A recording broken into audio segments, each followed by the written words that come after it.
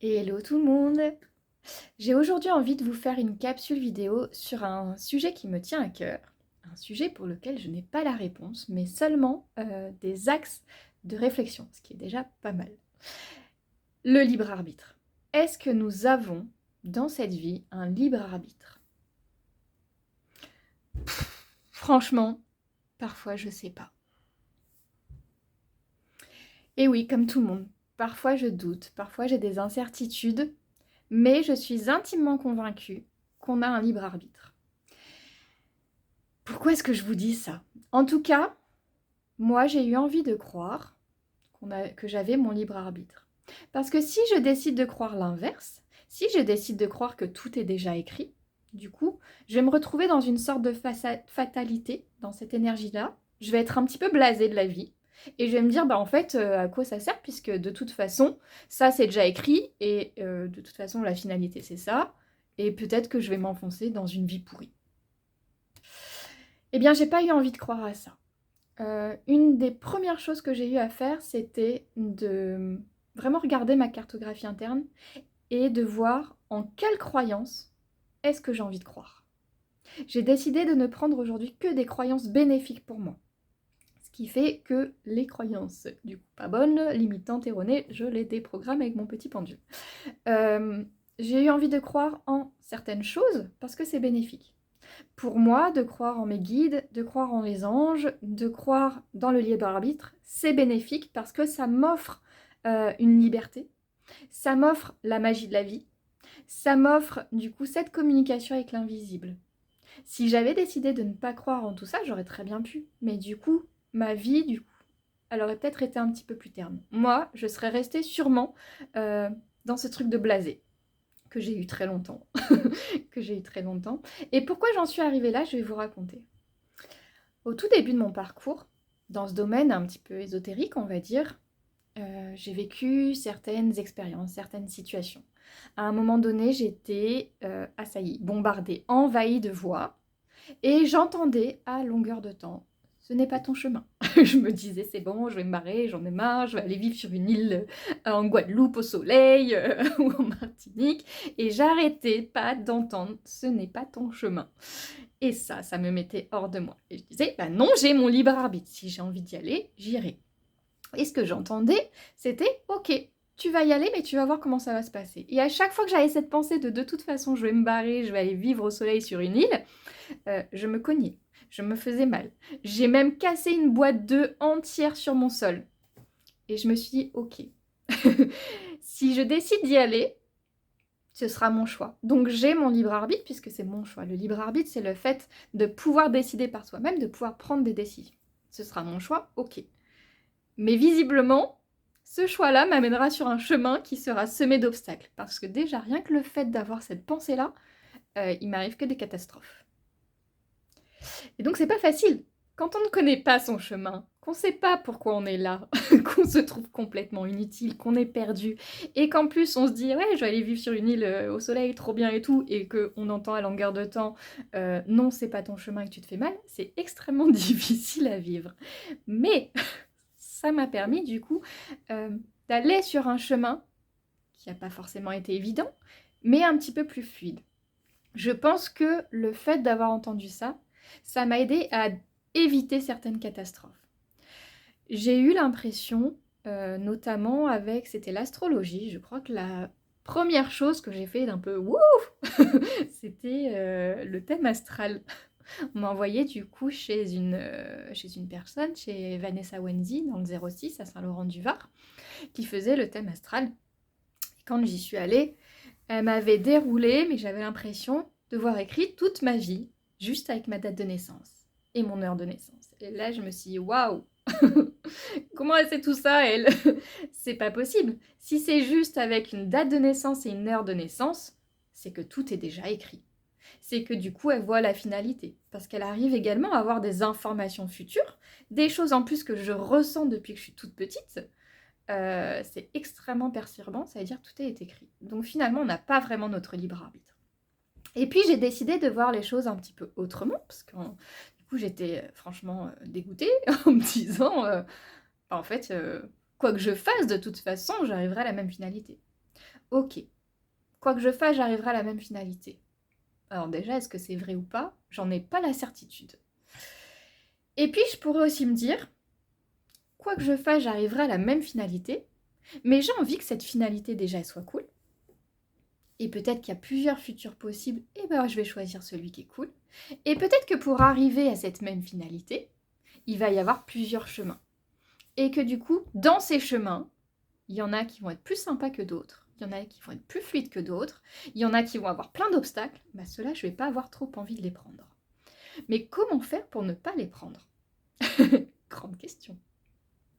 Aujourd'hui, avec le recul et l'expérience, je me dis, quand on est dans une situation où on sait que ça ne va pas, où on ne se sent pas bien, quand on va au travail avec la boule au ventre, quand on fait des crises d'angoisse, etc., c'est qu'il y a des choses qui ne sont pas ok, c'est qu'il y a des choses à changer dans notre vie.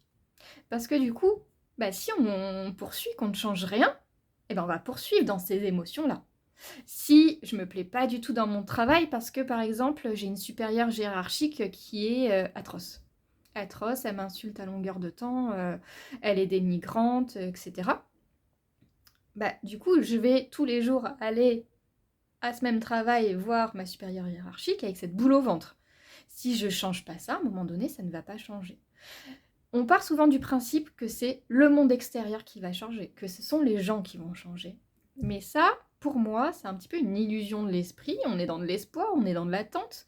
Sauf que la première décision, elle doit venir de soi. Donc je vous dis pas de vous mettre à votre compte. Mais parfois, juste changer d'entreprise pour un autre supérieur hiérarchique, ça peut faire du bien. Ça peut du coup nous amener à avoir une autre expérience et se dire « Ah bah c'est possible finalement d'être bien dans une entreprise ». De se dire « Ah bah je suis contente, aujourd'hui je ne vais pas au travail avec la boule au ventre. Je suis contente, aujourd'hui j'ai un supérieur hiérarchique qui me respecte ». Alors oui, on ne sait jamais ce qu'on va trouver en quittant quelque chose, ça peut être pire, mais on peut aussi partir du principe que ça peut être mieux. En désengrammation cellulaire, du coup, on va aller vraiment libérer en profondeur ce qui fait qu'on n'arrive pas à trouver du mieux, par exemple. Hein. Peut-être qu'il y a cette croyance ancrée au fil du temps, à force d'expériences négatives, qui fait que, bah non, en fait, je suis dans ma galère et je vais y rester. Bon, ça peut être libéré. C'est juste une petite aparté, petit message d'espoir pour vous dire qu'on n'est pas forcément bloqué dans quelque chose. On peut aussi trouver du mieux. Donc déjà, le libre arbitre, c'est de se dire j'ai un pouvoir extraordinaire de choix et de décision. J'ai un pouvoir d'action. Je peux mettre en place certaines choses, je peux prendre certaines décisions qui vont m'aider à changer ma vie, à changer d'énergie, à ouvrir certaines portes, à en fermer d'autres. Ce qui ne me convient pas, parce que je me sens pas bien, parce que ça se ressent dans mon corps, j'ai des crispations, j'ai des tensions, j'ai de la pression, je suis à 2 doigts de faire un burn-out, j'ai des douleurs dans le corps. Tout ça, ce sont des indices pour vous indiquer que le chemin n'est peut-être pas le plus fluide, n'est peut-être pas du coup le plus sécuritaire, le plus serein pour vous. Donc ça, il va y avoir vraiment ce besoin de faire attention aux indices du corps. Le corps, c'est un énorme messager, c'est un grand allié. Souvent, on le voit comme un ennemi, mais on peut aussi le voir de manière différente en se disant c'est le meilleur des alliés, c'est mon meilleur ami, mon corps, parce que il sait avant moi. Il sait avant moi, il me donne plein d'informations et c'est génial parce que ça m'aide à prendre des choix, à prendre des décisions. Il y a aussi d'autres astuces pour aller trouver le meilleur chemin pour soi. Voilà. Je préfère dire pour soi parce qu'il n'y a pas de meilleur chemin en soi, c'est vraiment pour soi. Peut-être que pour moi, le meilleur chemin, ça va être tel chemin, et que pour quelqu'un d'autre, ce sera un autre. Et c'est ok, on est tous différents, on a tous une histoire différente et des filtres différents. L'autre astuce, c'est du coup de faire attention aux signes et aux synchronicités. Parfois, on se pose des questions, on ne sait pas trop. N'hésitez pas aussi à demander l'aide de vos guides, de vos anges. N'hésitez pas à prier, à poser des questions, à demander des signes, parce que généralement, ils répondent. Alors, c'est pas toujours le cas, mais sinon, on peut aussi aller libérer ça. Peut-être qu'on a du mal à faire attention aux signes, peut-être qu'on a beaucoup de doutes, et dans ce cas-là, demandez des confirmations aussi. Il peut y avoir du coup des oracles qui peuvent vous aider à prendre des décisions. Il peut y avoir votre pendule. En gros, tout l'univers est là pour vous accompagner au mieux. Je ne dis pas que c'est quelque chose de facile, mais en tout cas, il peut y avoir plein de petites choses qui vont faire en sorte que oui, vous avez votre libre arbitre. Vous pouvez choisir le meilleur chemin pour vous. Et finalement, quand on se fixe sur une finalité, en se disant « Ok, il faut que j'arrive à ça », bah du coup, on perd de vue tout le chemin qu'il y a à parcourir. Et ce chemin, il peut être magnifique. Ce chemin, il va être fait de construction, de déconstruction. Il y a plein de choses que vous pouvez mettre en place. Il va y avoir des projets, il va y avoir des voyages. Profitez un maximum de ce chemin. Donc tout ça pour vous dire, est-ce que vous avez envie de croire au libre arbitre ou pas? Parce que finalement, il va y avoir deux tendances. Ok, je décide de croire au libre arbitre. Ça veut dire que j'ai une capacité de choix, de décision. Je peux choisir le meilleur chemin, même si la finalité, peut-être qu'elle est déjà écrite, ou peut-être pas. Et dans ce cas-là, ça va être magique. Ou je décide qu'il n'y a pas de libre arbitre, et dans ce cas-là, bah, de toute façon, la vie c'est de la merde, mon chemin il est pourri, et je suis dans une fatalité. Moi personnellement, c'est pas la vision que j'ai envie d'avoir. Ma vision, j'ai envie vraiment de voir la magie dans ma vie. J'ai vraiment envie de m'amuser, de prendre du plaisir. Et du coup, bah, non seulement je vais aller travailler sur ces croyances bah, que j'ai qui font en sorte que ma vie elle est pas toujours cool, pour du coup me permettre bah, d'accueillir davantage la lumière, parce que parfois c'est aussi ça, on a parfois du mal à accepter la lumière, à accepter l'amour, à accepter la réussite, et du coup il y a tout un travail thérapeutique qui parfois a besoin d'être fait. Parfois c'est simplement de se dire ok, je veux changer ma vision que j'ai de la vie et du monde.